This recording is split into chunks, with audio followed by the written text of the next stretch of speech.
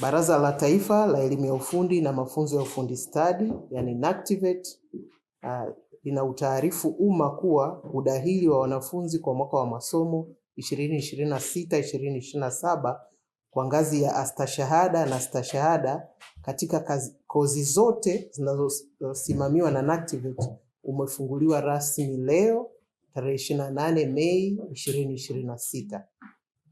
Maombi ya udahili kwa kozi zisizo za afya na sayansi shirikishi na kozi za afya na sayansi shirikishi zitolewazo katika vyuo vilivyoko Zanzibar yatumwe moja kwa moja kwenye vyuo husika kuanzia leo tarehe 28 Mei hadi tarehe 10 Julai 2026 kwa awamu ya kwanza.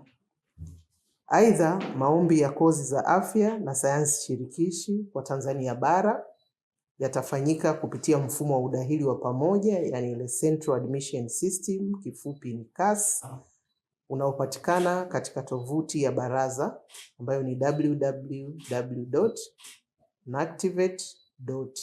www.nactvet.go.tz kuanzia tarehe 28 Mei hadi tarehe 10 Julai 2026 kwa awamu ya kwanza.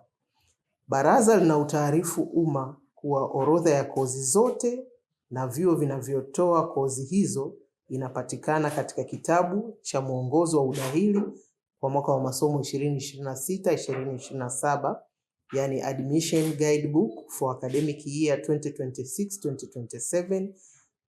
Kitabu hicho kinapatikana katika tovuti ya baraza www.nactvet.go.tz. Baraza linasisitiza kila muombaji kuhusika mwenyewe katika zoezi zima la kuomba kudahiliwa. Waombaji waandike taarifa zao kwa usahihi na umakini na kutunza kumbukumbu muombaji anayopatiwa na baraza kupitia namba yake ya simu bila kumpatia mtu mwingine yeyote, ili kuepuka usumbufu unaoweza kujitokeza katika zoezi zima la maombi ya kujiunga na kozi katika vyuo mbalimbali.